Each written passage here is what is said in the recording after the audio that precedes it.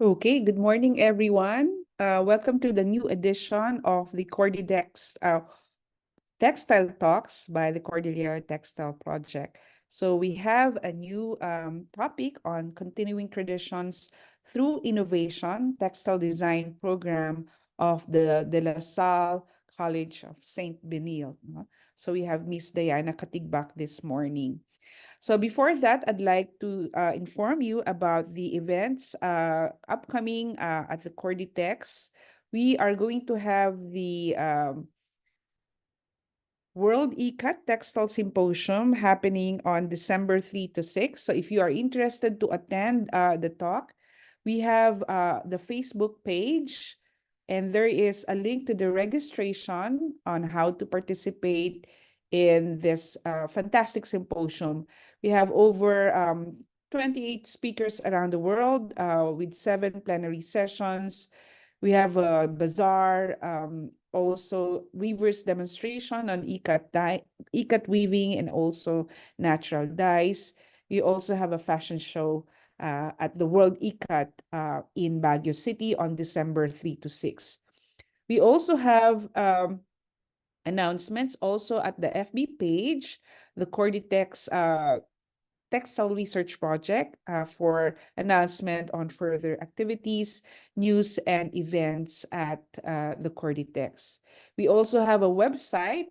So this is a very rich resource that would features our researches, publications, and also if you missed the previous talks, these are now uploaded online through our website. Website is corditexupb.edu.ph. Okay, so we'd like to introduce our speaker this morning. She's Miss Diana Katigbak. She's a graduate of De La Salle College of St. Benilde with a BA in Fashion Design and Merchandising program in 2012. In 2019, she completed her MA in Clothing Science at the Bunka Gakuen University in Tokyo, Japan. She is currently an assistant professorial lecturer at the La Salle College of St. Benilde and the program coordinator of the textile design program. She also teaches textile subjects and technical subjects on basic pattern making, draping, and a part of the thesis advisory team for graduating students in the fashion design and merchandising program. Aside from these academic roles, she is also an independent natural dye artist specializing in indigo dyeing and a women's wear designer actively collaborating with local and international designers. Okay, so without further ado, I'd like to welcome DK. Good morning, DK. Good morning, Dr. Kim. Good morning, everyone. Thank you so much for this opportunity to share the design language and culture of the design students in Benil. So let me share my screen and start our presentation. Thank you.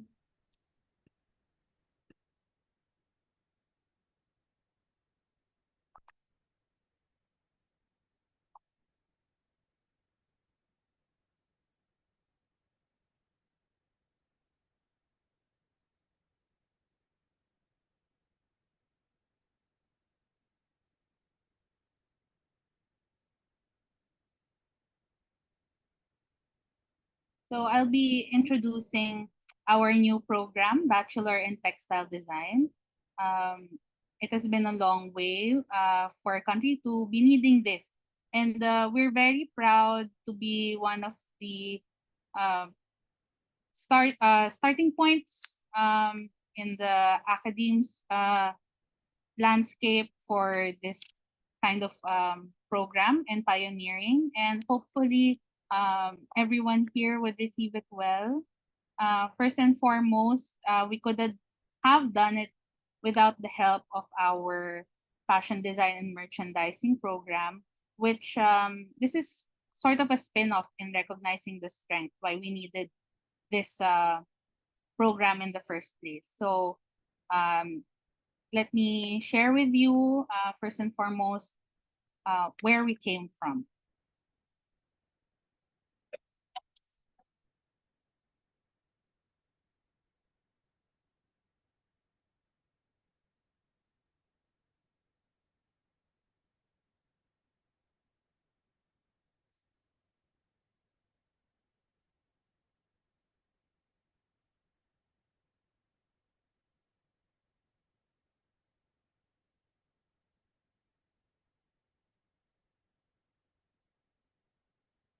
So what you see here is the work of Christine Tayo, the Benilde School of Environment and Design, and specifically the Fashion Design and Merchandising program, nurtures our creative talents and guides the students to become well-rounded designers.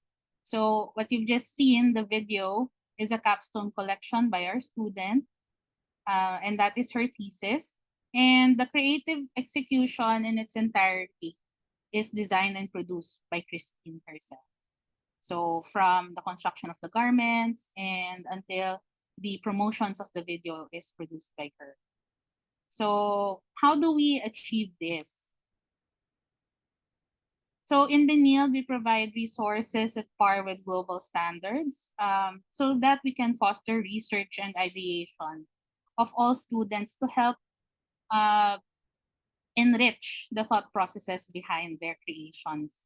So with also the help of local agencies and industry professionals, we integrate practical applications to allow the students to come up with high quality outputs.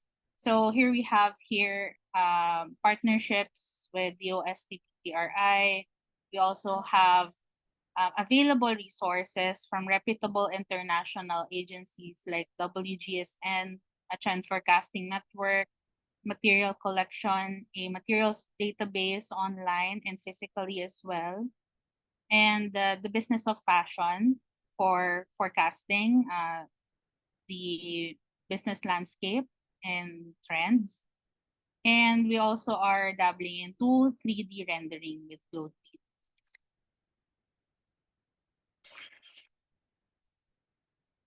So here we have another capstone project by our student Joshua Chong.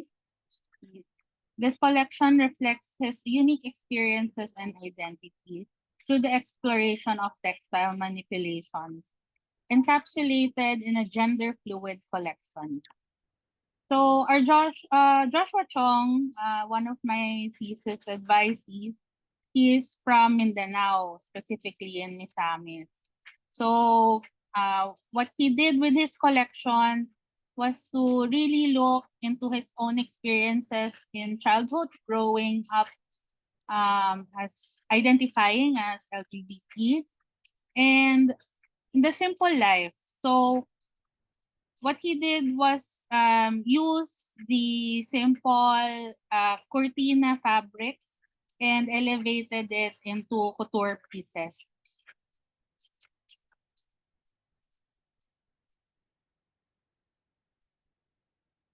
So you see here in the video his full production from creation to photo shooting.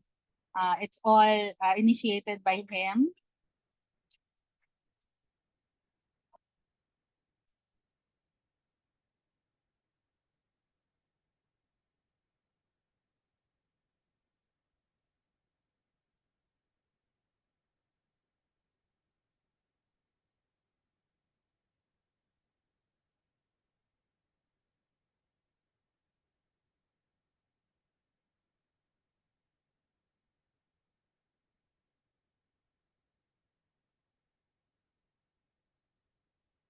So a Binildian designer is well versed in communicating their design language in different formats. As you can see here, they not only design, but also they make, conceptualize, and produce media that translates their vision further. They are the whole package, so as you can see. They also do the legwork for all of this, and they're very proud of this identity that is instilled within them. And in the process of identifying the strength in our students, and we have seen that the basic and fundamental knowledge of fabrics, textile crafts, and techniques, we found a new opportunity in textiles education. This is the place where ideas are born, building strong foundations of successful future creative. A place where curiosity and experimentation bring innovation. De La Salle College of St. Benil, blazing the trail in textile education.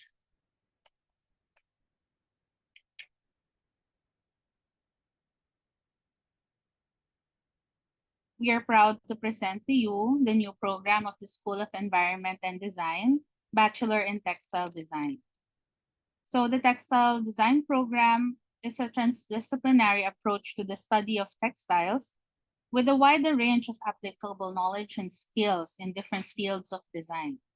So we have identified the areas wherein textiles are concerned in terms of the course offerings we have within our School of Environment and Design.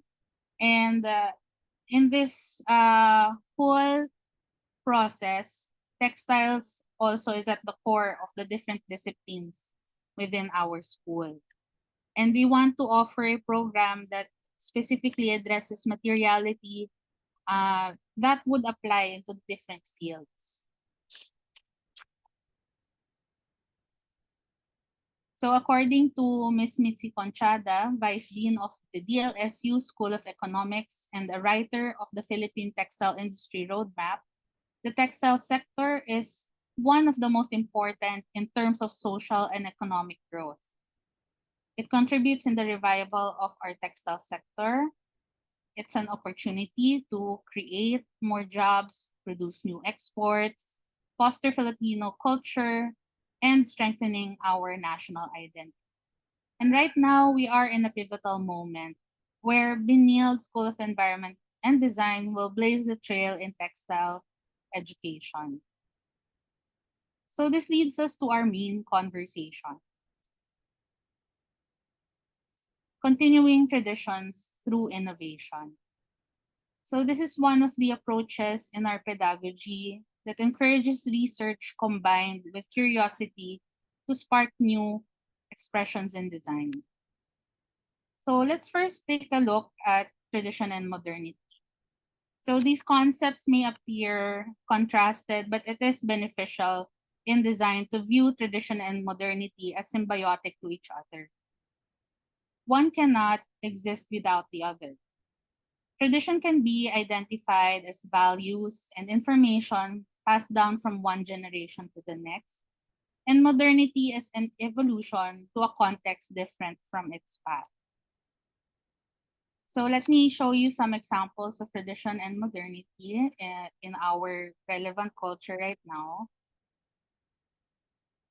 So maybe before traditional courtship practices, we used to do harana. It has evolved from serenading to digital forms of the same custom.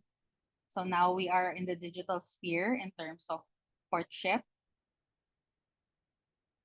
After school games of school children can come far from playing in the streets, now virtually meeting on different gaming platforms.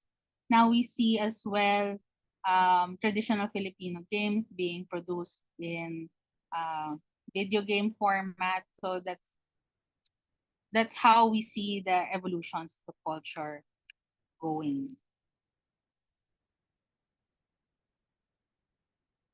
So these examples show how innovation happens. It's a means to evolve something towards an existing context in order to preserve its value.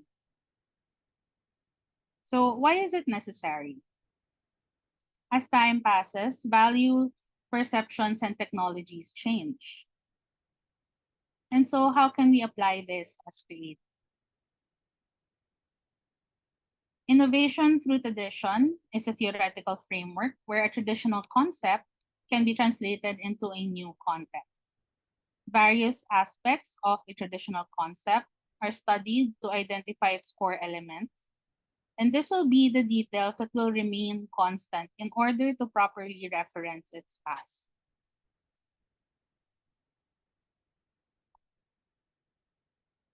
There are two steps to this approach. So the first is interiorization, where you identify the core traditional concepts, and reinterpretation, where one can recontextualize elements that are outdated or reforming by applying new methods. Interiorization answers the question, what elements are recognized by everyone? While reinterpretation answers the question, how can people in the present relate and be interested in this concept? This theory and practice can be seen in our student works. Our student, Lolen Joy Aran, created her thesis collection under the theme of Filipino courtship practices. In her interiorization process, here you can see exploring cultural and personal approaches to her topic.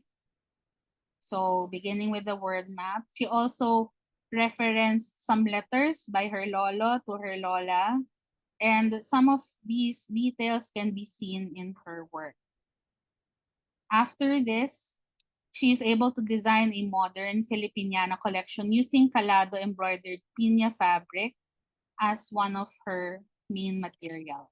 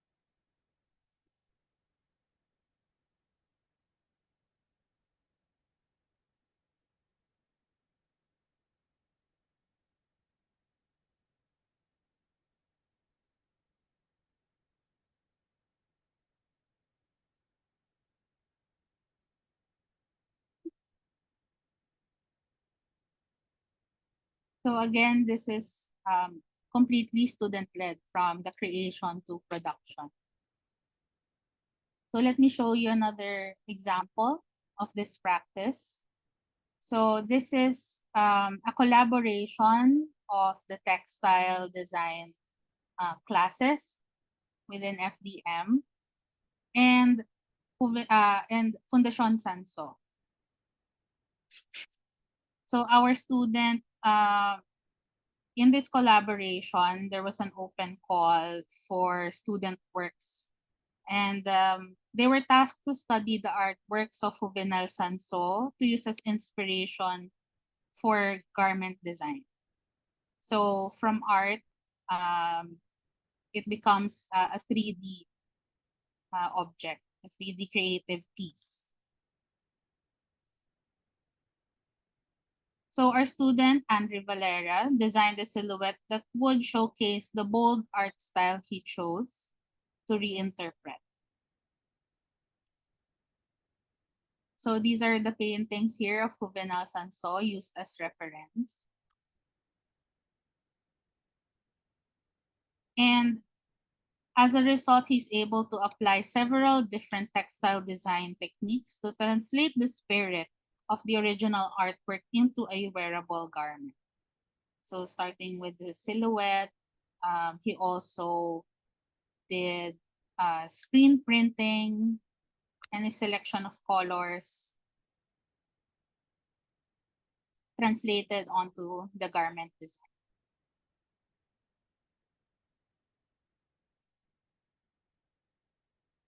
So this, among other students' works, was exhibited in the Sanso Gallery in San Juan.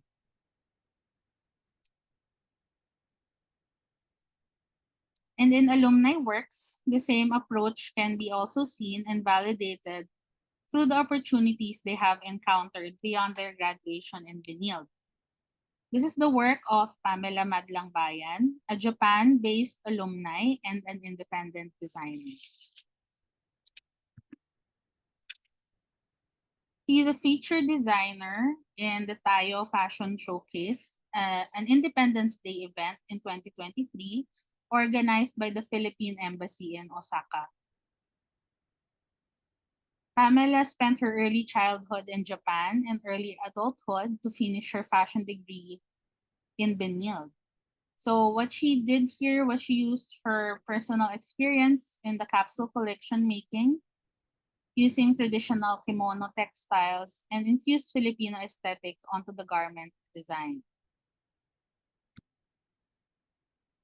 She studies the Filipiniana clothing construction methods to achieve the aesthetic to balance her Japanese and Filipino identity.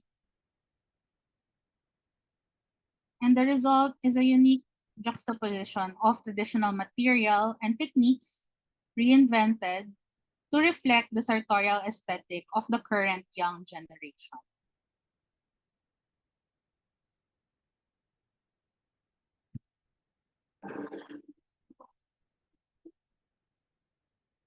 And lastly, a recent graduate, Darius Huson, presented his own take on slow fashion with his label Ripaman.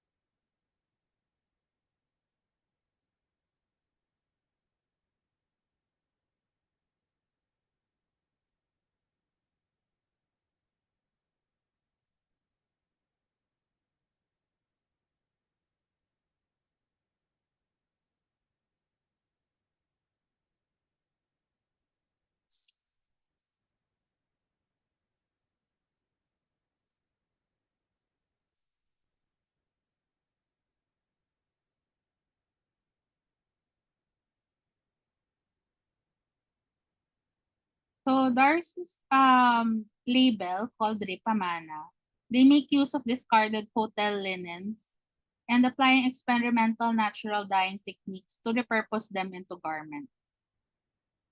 Currently, he's a receiver of several private funding grants and in-house incubation support since he finished his degree in Benilde.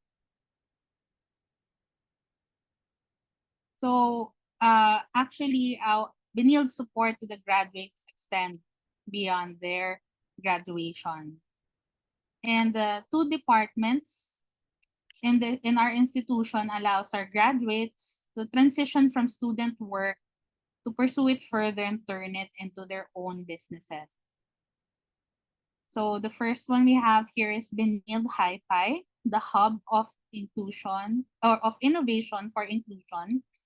They incubate homegrown talent and develops capstone projects into their enterprises. So DARS is one of the receivers of these grants, and they are doing well in terms of promoting and getting support from VC companies. So we are very supportive of them in their cause. Secondly, we also have the Center for Intellectual Property Management. And we are very proactive as well in promoting and educating the students to help them know their right to monetize and protect their intellectual property. So even in the student level, they are aware on how to use or how to design around the rules of intellectual property management, and as well as when they go beyond um, their education in Deniel, we give them support in terms of registration and promoting more awareness, how they can really own their work. So with this system in place, our students and alumni are already part of the conversation and shaping the future of the Philippine creative industry. So DLS-CSB, with its integrated infrastructure of resources, pedagogy, and incubation agencies, is a school where competent, creative, and entrepreneurial creative professionals are cultivated. So let me share with you now the current milestones and initiatives of the textile design program.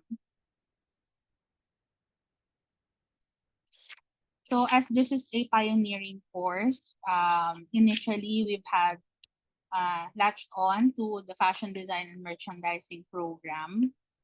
And as we have already approved by CHED in the submission of our course requirements, we already have a few activities along the way to get the new students and prospective students interested.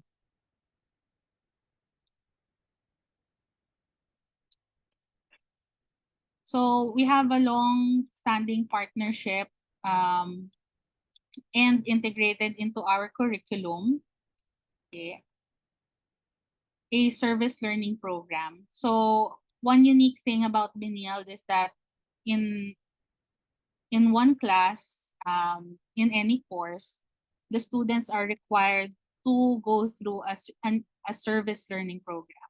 So before pre-pandemic, this used to be physical. Now, the previous iterations of this has been done online.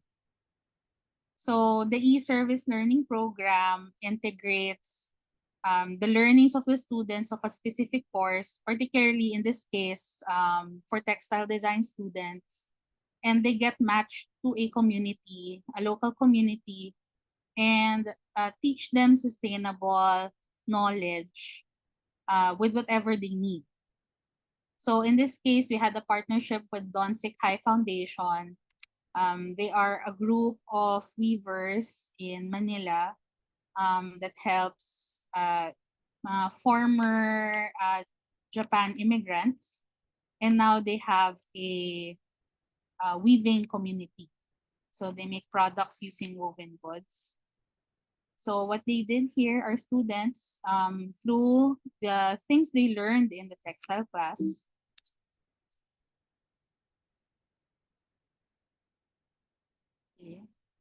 they got to know Donsik High Foundations. So with the 31 students we had in the e-service learning program, they are divided into different outputs. And they taught them trend forecasting, a comprehensive report on seasonal themes, colors, and product trends. So that also helps in the development of products of the certain group or community we're helping out. So they made a magazine to apply basic theories in color and conceptualizing and creating mood boards.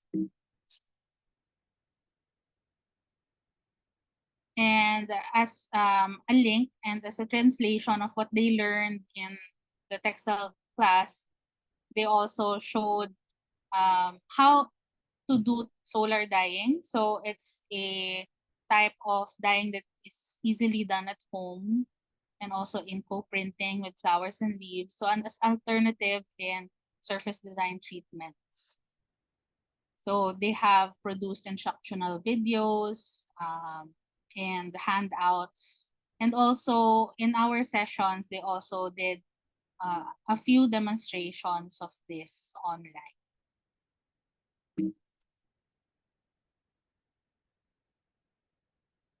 And of course, being a holistic experience for everyone, they also included social media and marketing strategies so that the organizations we work with would also be sustained and know how to promote their work aside from meet them.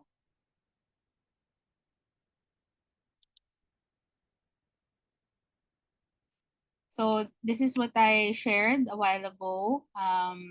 The textile design course through FDM, we have collaborated with Fundación Sanso. So these are one of the top winners of the exhibition. So not only Andre Valer, he's our top winner, but the runner-ups as well have done their work very well. So an interesting fact about this activity was that we were still in remote learning at this time. But an admirable part is that the students really persisted and was able to, learn through the online means and still be able to come up with this fantastic creations. So during this time, the travel ban and the stay at home is lifted already, thankfully. So we are able to join each other in the exhibition. So also annually, we offer a basic weaving class in partnership with the DOST-PTRI. So in our the structure of our textile classes in fashion design is that we have 3 textile courses. So the first is the textile science and fundamentals of textiles, and the basic weaving and knitting is one of the first hands-on experiences of the students in dealing with textiles. So we feel that it's important for them to know the workings of a hand loom and also how a fabric is constructed, because they understand more how to work with these materials in the long. So just by learning the basics, they're able to create their own weaving designs.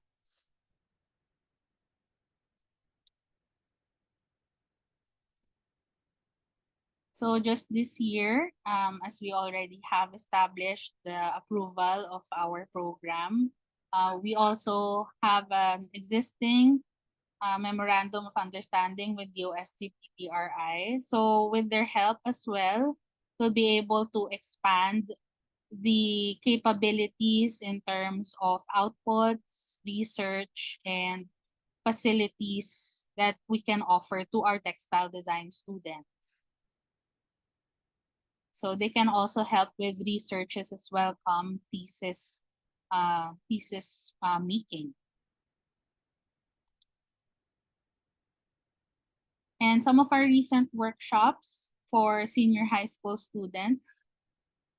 So in May, we held a workshop using natural dye paints. And we invited several senior high school students from different institutions to try out the developments of the new natural dye products of DOST-PTRI. So as you can see here, there were very varied approaches in design. And we got very good reviews as well on the experience of how the natural dye paints of PTRI were used on fabric as a medium. And just recently, in August, okay, we did a sustainable textile making and design by knitting workshop. So we also house knitting machines in our textile lab. So this is very unique to our textile lab as well. And knitting being one of the more sustainable methods of production using monomaterials, and you can also use reclaimed materials for that matter.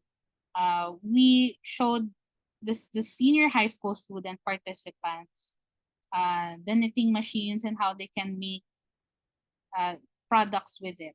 So we also have an instructor with us and also myself to help out uh, in this workshop series. So with all this in place, one of the main motivations really of the new textile design program is that we recognize that there's an opportunity to not further refine and not only the design but the innovative technological processes from these ideas. Okay, so it is in order to create replicable and marketable local products. So one of our students are already looking into bioplastic, um, making materials using SCOBY and uh, gelatin as well. So uh, we really welcome these sort of ideas, and that is why we have decided to create the program so that not only in garment design but textiles touch so many aspects in our daily living. So with that, I end my presentation, and thank you so much for looking into the culture of the School of Environment. Okay.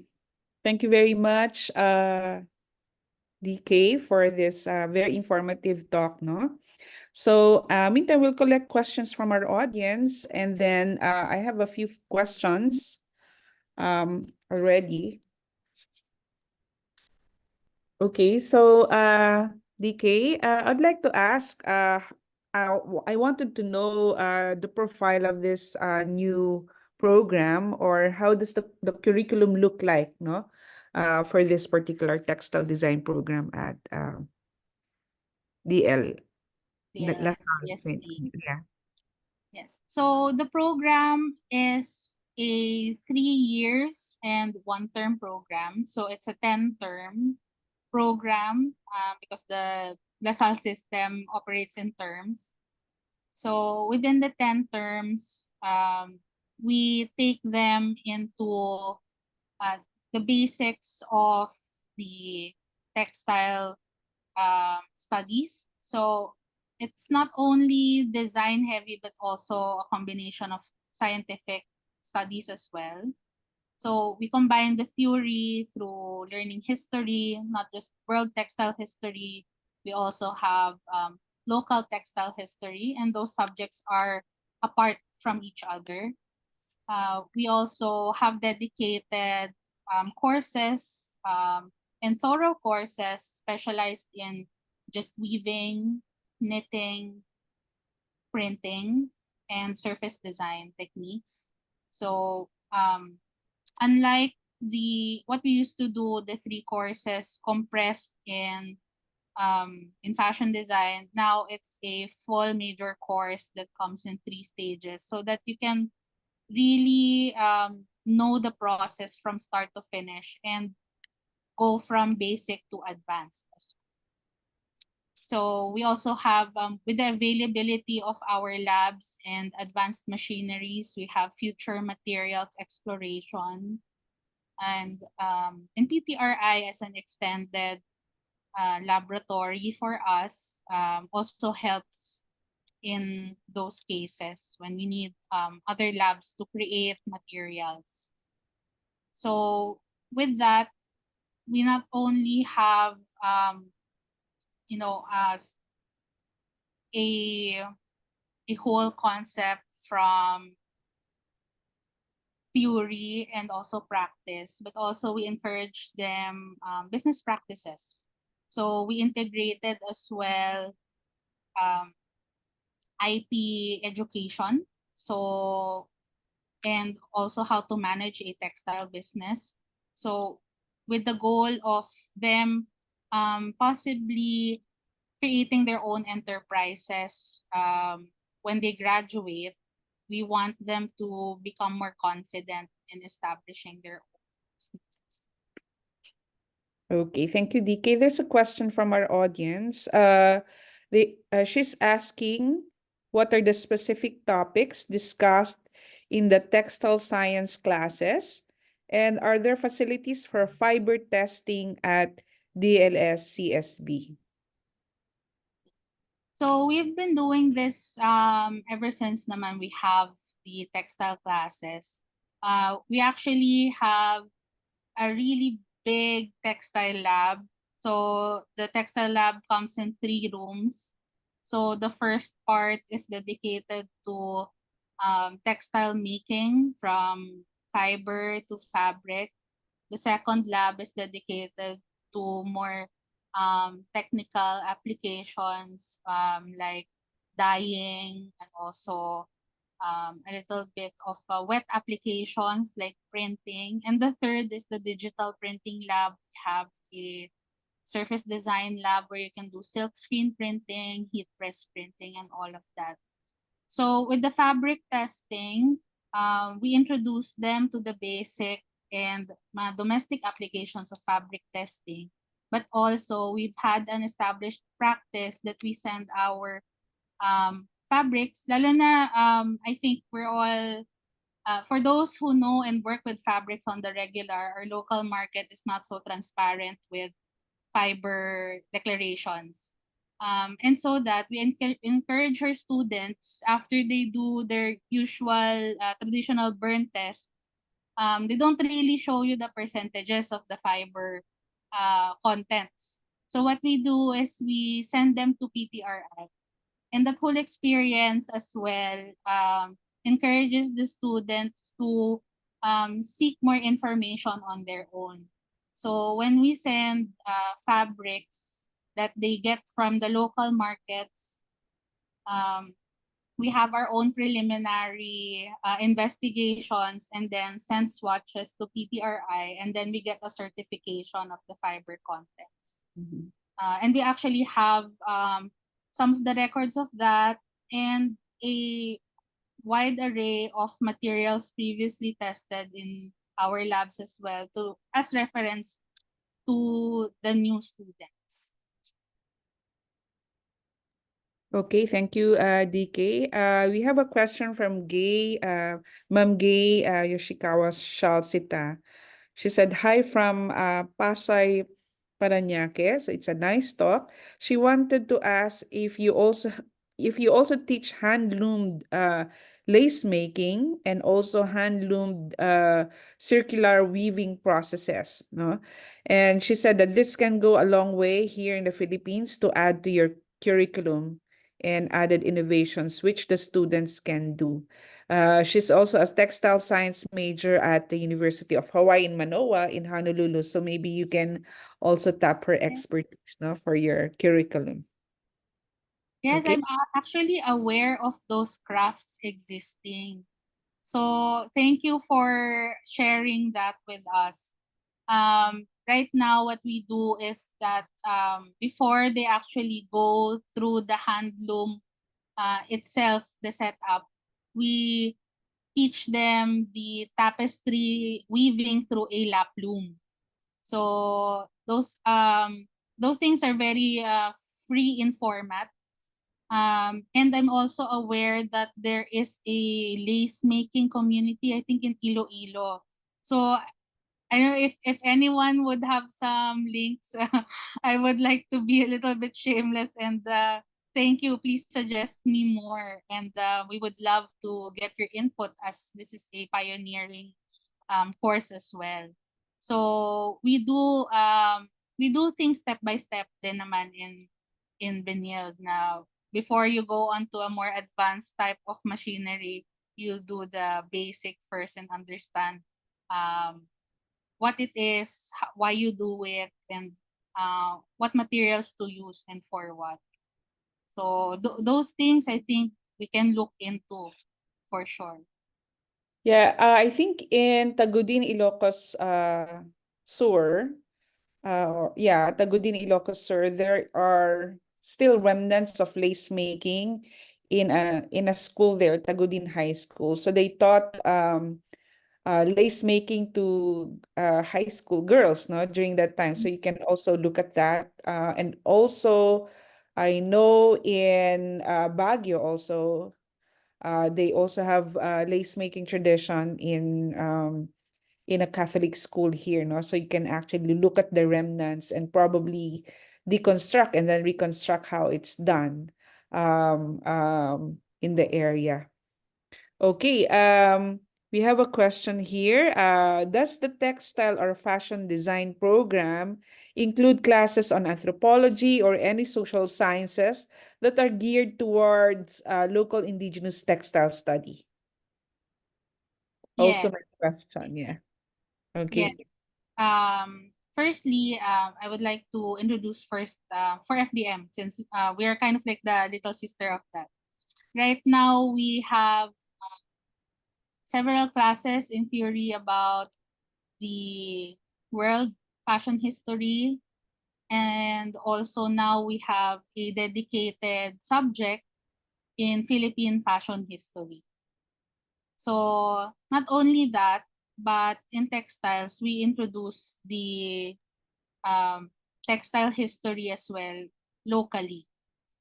So that is for the case of FDM.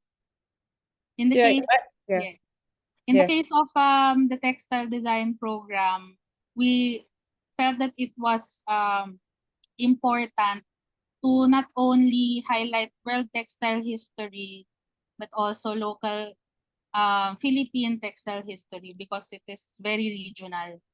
So in that case, there are two separate courses. And also we would have research courses that would help investigate other modern um, researches in textile studies.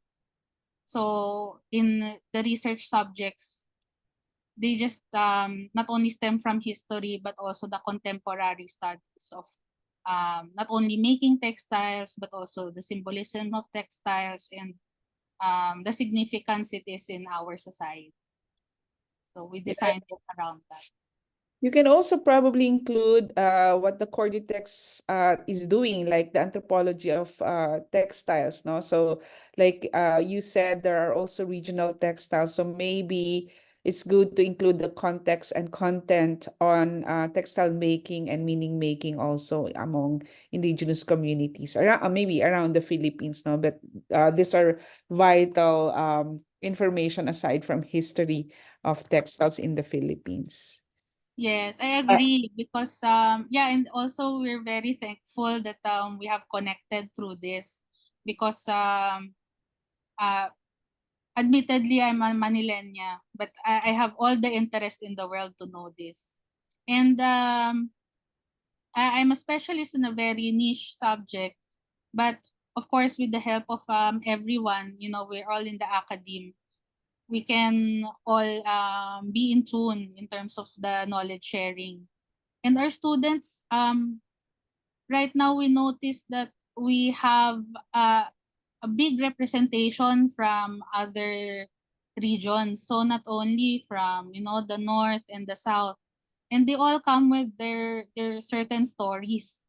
So through that as well we learn kasi firsthand they are descendants of, you know, they are Igorots, they are part of a community in Mindanao as well. So these are things that we love to hear and we embrace in the program. So yeah, Yeah. we Okay. welcome everyone. Thank you, DK. So you mentioned about this textile innovation, and I'm just wondering about these dangers of interiorization and reinterpretation as part of your innovation framework. Well, I'm very worry about the dangers of, let's say, misrepresentation or the appropriation. No? So how do you deal with this now that you have showcased, no, some of the works, no, of students, no? Well, the bottom line is there like how do we prevent, no, these dangers of misappropriation and misrepresentation in future projects? Yes, I do understand that there's always a risk of, appropriation and representation when we are retranslating something. But what the most important thing I encourage our students, or we as a whole as a faculty, is that we do the research ourselves and pick outputs or things that you are personally involved in. So the students I've shown a while ago, these are parts of their identities, or they have done actual field works.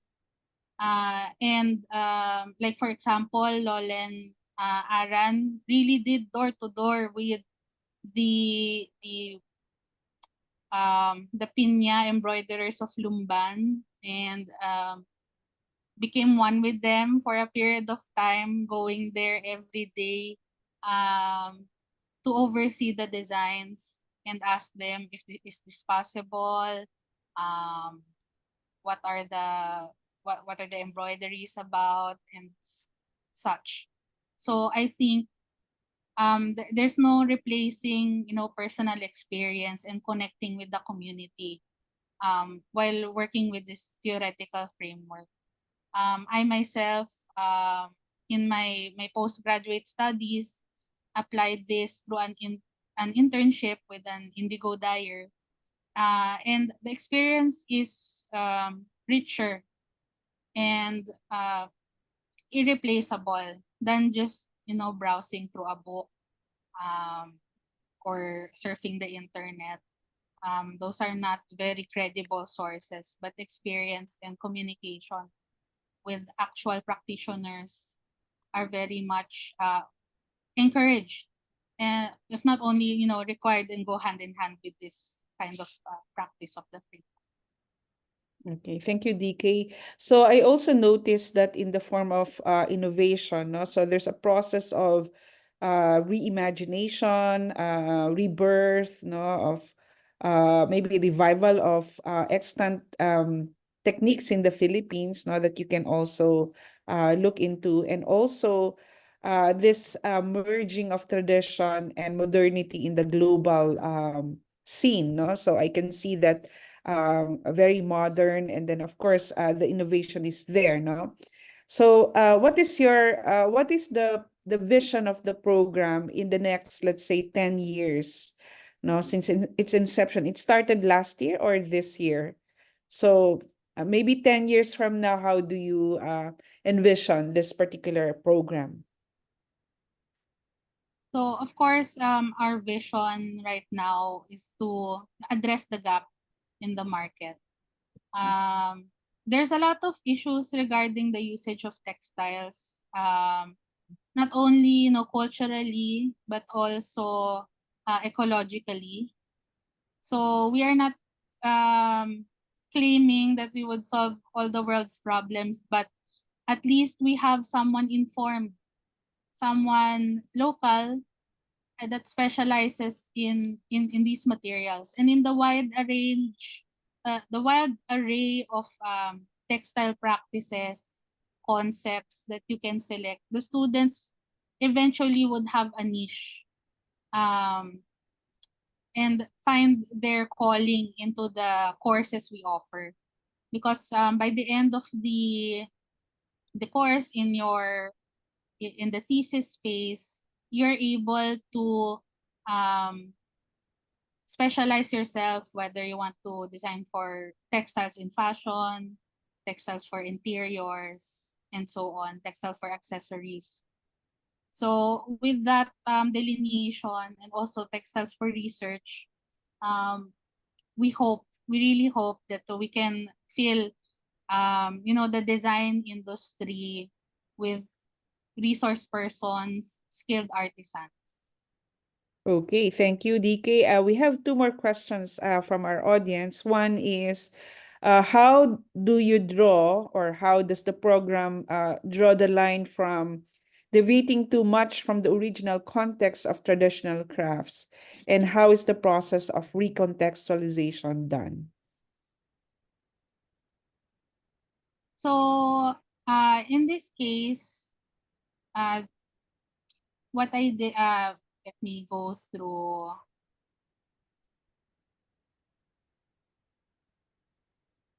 Pamela's was quite a good exploration and an example of this framework as well. So Pamela, you could say she has two identities. One that is very Filipino because her family is Filipino, but she grew up in Japan most of her early childhood. So she also identifies as Japanese. So she used here traditional kimono textiles. And in kimono textiles, there's somewhat a symbolism to some of them, but most of them are innovations brought upon the need when there was a ban on luxurious fabric in their region. Okay. So much so, with the use of this, the Japanese are not very strict when it comes to these things. They see it as a form of art as well. So there are things called, if I may borrow a concept, in Japan there's called koge, which is traditional art, which is governed by a specific set of rules, and minge, which is crafts of the people, which is more free to explore and openly iterate. So in this case, we don't have a term for this in Filipino, but I'm sure we also established this within the weaving communities. There are certain rules for usage for the let me say like the tinalak fabric. We can't just use it for just any outputs and stuff like that. But why are there other iterations in terms of coloration and stuff like that? So we really need to have a more documentation on all of these. Lalo na there's a um, varied designs and significances along these lines and in terms of the crafts of the Philippines. So by really integrating yourself in the community again, you certainly know these rules, and traditions are only transferred from one one source, or the source of the tradition or the practitioner expert, through the next. So the one that is more knowledgeable should also be able to you know encourage these rules to be retained. That's why we in the interiorization process, what are the elements that should be retained, what are being valued by everyone, and those are the things that should remain constant. And that goes for the rules in the usage as well. So anything that can be seen as an element that can be reinterpreted should also be counter-checked by the community to be accepted.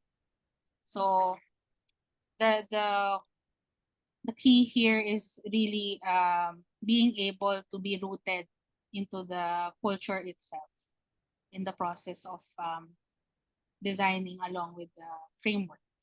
Okay. Thank you, DK. I think this is the last question. This is a question of whether is there a textile conservation like in museums available in your textile program? Because we know that in the Philippines there's a lot of textiles now in museums, but we have very few textile conservators. So the question really resonates whether you have a textile program available in your program.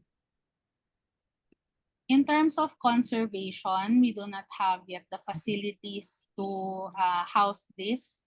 But I know and I am aware that it is also a trust of the Philippine Textile Research Institute to establish these kinds of practices. Because if I'm aware now, it is only thrown into the hands of the NCCA in terms of these artifacts. And some are just not really well versed in these types of discipline. We also need to employ someone foreign for that as well. So maybe in the future, that will be the next goal. Right now, Benilde has an archive of the designs of and clothes of Ben Farales.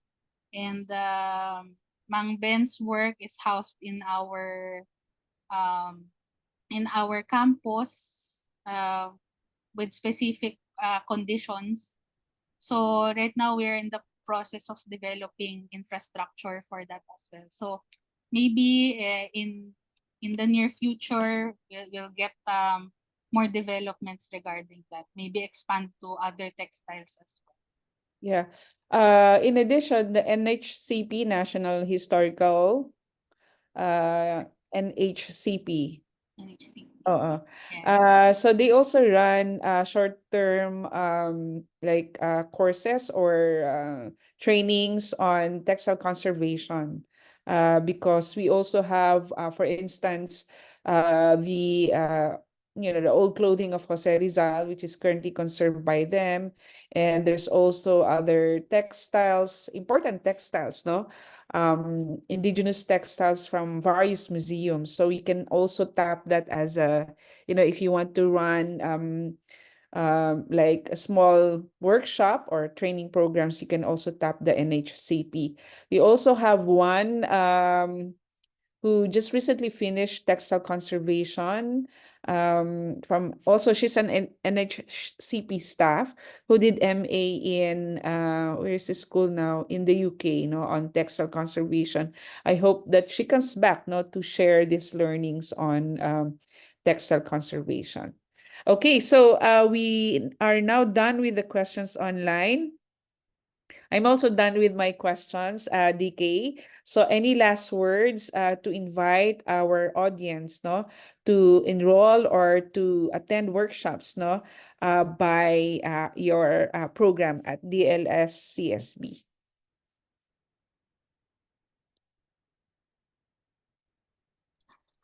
Once again, thank you for this opportunity to meet all of you and share our new program. So if you would like to connect with us, you may email us at textile.design@benilde.edu.ph or my personal email here below.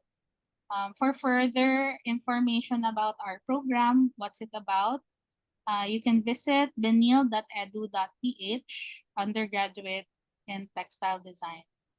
We're also, for workshop announcements, you can follow our social media pages in Facebook, Benilde Textile Design, on Instagram as well, Benilde Textile Design.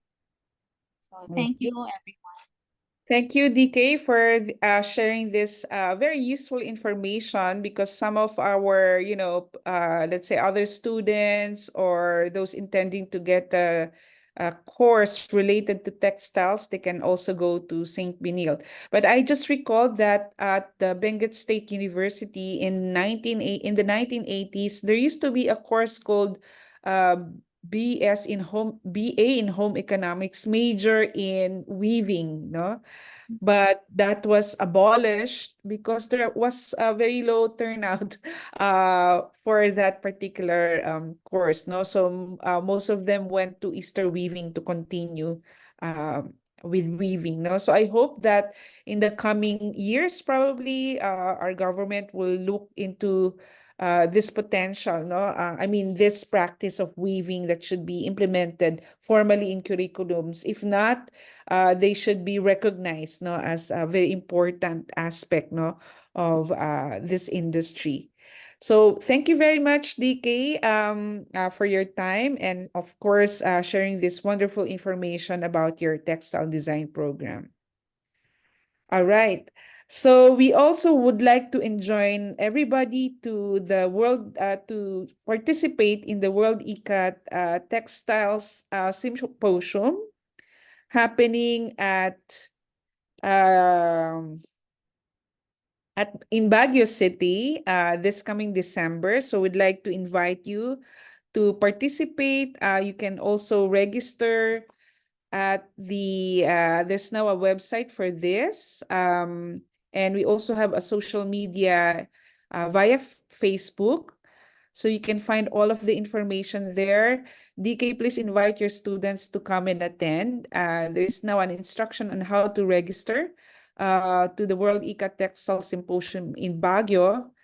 And like I said, we have 100 ICATs around the world for the exhibition from Uzbekistan, Iran, Indonesia, Malaysia, China, Thailand, and everywhere with the ICAT weaving tradition. We have 28 speakers around the world. And of course, there's 7 plenary sessions.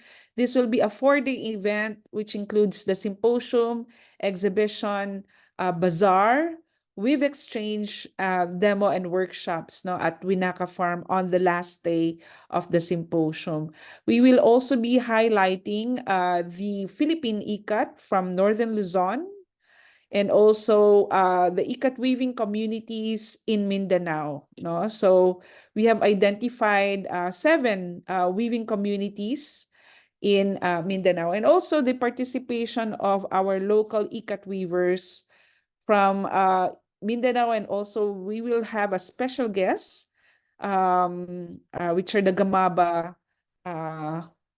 master weavers, no, from Mindanao. So still for confirmation, but I hope they can join us. So please register. We also have the website, and please don't miss out the lectures. We have all of the webinars here and the many editions. And then we also have announcement also for the forthcoming World ICAT Textiles Symposium, December 3 to 6 at the Baguio Convention and Cultural Center. Okay, thank you very much, DK, and thank you everybody who attended this talk. We hope to see you next month, no, for another reiteration of the World ICAT at the World ICAT, the Corditex talks, no? So we'll have a special guest coming in also next month. Okay, maraming salamat po and see you again. Thank you, DK. Have a good day, everybody. See you. See you. Thank you. Bye-bye.